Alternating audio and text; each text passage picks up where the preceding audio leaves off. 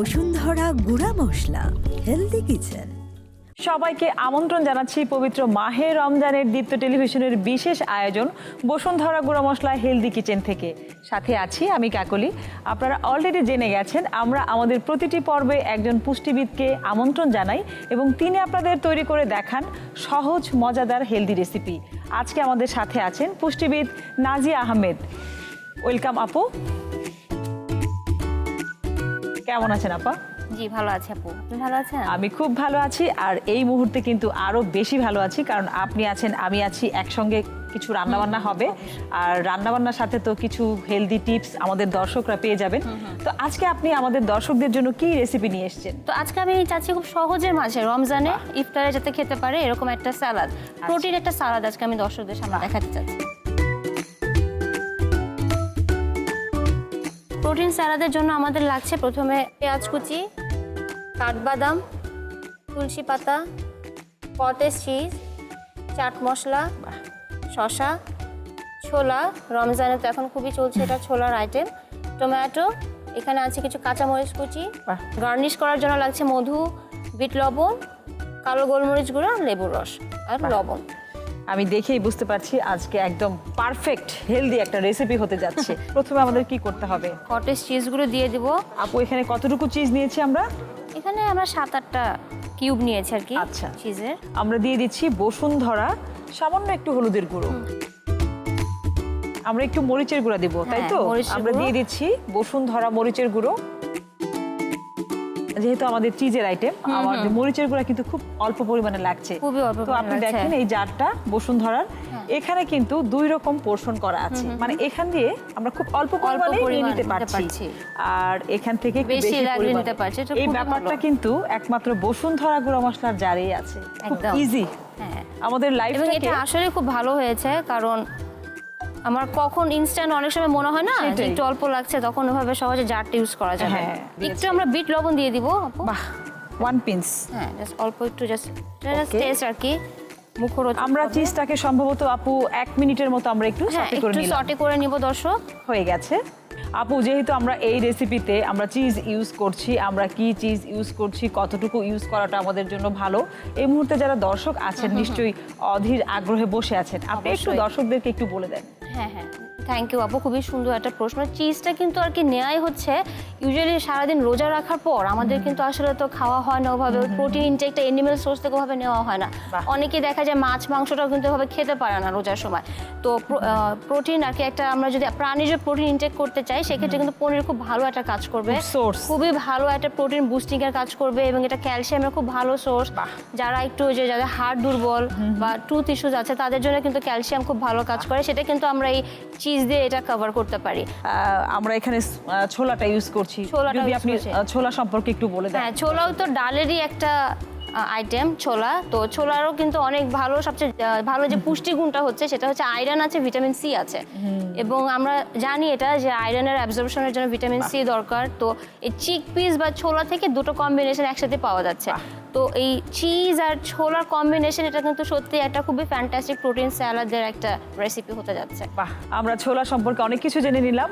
আপু আমাদের এই চিজটা হতে সম্ভবত আরেকটু সময় লাগবে, তাই না? হ্যাঁ, মোটামুটি আমাদের 2 মিনিট হয়ে গেছে, আর 1 মিনিট আমরা রাখতে পারি।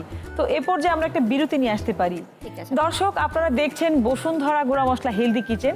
এ পর্যায়ে নিচ্ছি ছোট্ট একটা বিজ্ঞাপন বিরতি, আশা করছি সাথেই থাকবেন। দর্শক আপনারা দেখছেন বসুন্ধরা গুঁড়া মশলা হেলদি কিচেন। ফিরে এলাম বিজ্ঞাপন বিরতির পর। আপু আমাদের মোটামুটি 2 মিনিট হয়ে গেছে, এবার আমরা কি করব? এখানে যে ছোলা আছে দর্শক আপনারা দেখতে পাচ্ছেন, এটা কিন্তু সিদ্ধ করা ছোলা। প্রথমে আমরা এটা নিয়ে নিচ্ছি। দর্শক আপনারা দেখতে পাচ্ছেন শসাটা কিন্তু আমি পিল সহ, খোসা সহ রেখেছি, কারণ খোসাতেও কিন্তু অনেক ফাইবার আছে। এখানে টমেটো আমি কেটে নিয়েছি, টমেটো দিয়ে দিচ্ছি। পরিমাণ মতো পেঁয়াজ দিয়ে দিচ্ছি। পেঁয়াজটা এখানে একটু কুচি আকারে নেওয়া, কিন্তু আপনারা কিউব আকারেও করতে পারেন, এটা যার যার ইচ্ছা। কাঁচামরিচের কুচি পরিমাণ মতো। হ্যাঁ, আচ্ছা দর্শক এখানে আমি কাঠবাদাম দিচ্ছি, আপনারা চাইলে ওয়ালনাট ইউজ করতে পারেন অথবা অন্য কোনো বাদামও ইউজ করতে পারেন। আমি কাঠবাদামটা নিয়েছি পিল সহ। মানে যে যে বাদামটা খেতে প্রেফার করে সেটাই দেওয়া যাবে, এই তো?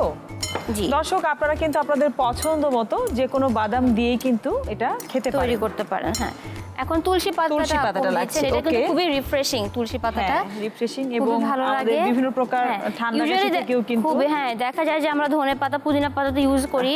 ইভেন যারা কিন্তু হাইপোটেনশন আপু, যাদের প্রেশার খুব লো থাকে, তাদের জন্য কিন্তু তুলসী পাতাটা খুব ভালো কাজ করে। বাহ। আর কি এখন একটু মিলিয়ে নিচ্ছি।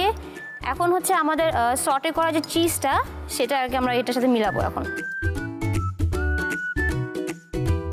আর এটাকে মিলিয়ে নিতে হচ্ছে। স্যালাডের ড্রেসিং তো করতে হবে। ড্রেসিং এর জন্য আমাদের কিন্তু খুবই খুবই কালারফুল লাগছে, অসাধারণ একটা কালার কম্বিনেশন। এবং রমজানে তো আসলেই ইফতারে কিন্তু এই ধরনের একটা ডিশ আমি তো মনে করি খুবই ভালো সকলের জন্য। আর কি লাগছে আপনার এখন আপু? এখন আমাদের স্যালাডের ড্রেসিং এর জন্য প্রথমে আমরা একটু গোলমরিচের গুঁড়া, কালো গোলমরিচের গুঁড়োটা নিয়ে নিচ্ছি। ওকে, হাফ টিস্পুনের মতো। নিয়ে নিচ্ছি চটপটি মশলা। চাট মশলাটা কিন্তু আমার খুবই পছন্দ, মানে এটা কিন্তু খুব সুন্দর একটা টক ঝাল মিষ্টির একটাই হবে, টেস্ট আসবে। হ্যাঁ, টাঙ্গি টেস্ট ড্রেসিং এ দিলে খুবই ভালো লাগবে। আচ্ছা, একটু নিয়ে নিব আপু লেবুর রস।